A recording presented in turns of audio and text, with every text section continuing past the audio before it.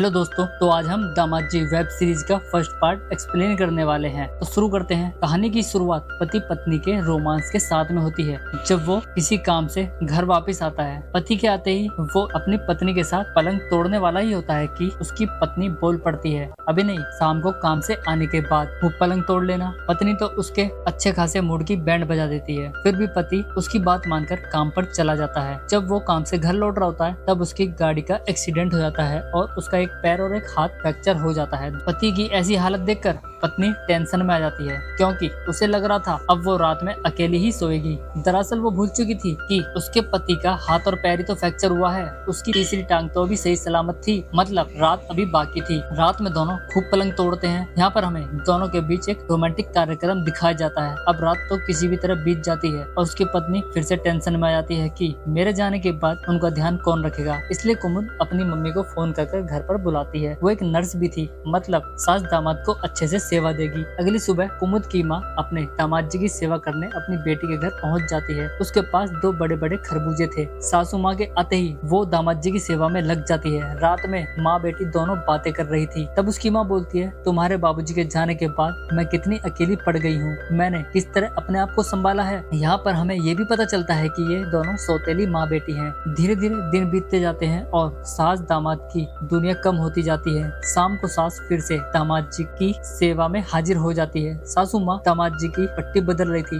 वो उन्हें लगातार घूरे जा रहा था। सासू भी अपने दामाद जी की नजरों को नोटिस कर लेती है और अपने मन ही मन कुछ सोचने लगती है। शायद दामाद जी उसके पति की कमी को पूरा करने वाले थे। वहीं कुमुद की बेवकूफ थी कि उसे अपनी माँ बेटी के बीच बढ़ रहे रिश्ता भी नहीं दिखाई दे रहा था। रात में दामाद जी अपनी पत्नी को चार्ज कर रहा था। तब उन दोनों के कार्यक्रम को देखकर उनकी सासू माँ भी फुल चार्ज हो जाती है और मूड में आ जाती है। लेकिन सासू माँ के पास तो पति का सुख ही नहीं था, उसे भी किसी न किसी के औजार की जरूरत थी जिससे वो फायर करवा सके। मतलब आप समझ ही रहे होंगे, शायद अगले पार्ट में हमें सासू माँ और दामाद जी के बीच बंदूक से खूब गोली चलाते हुए दिखाया जाएगा। तो देखते हैं, तब तक के लिए धन्यवाद।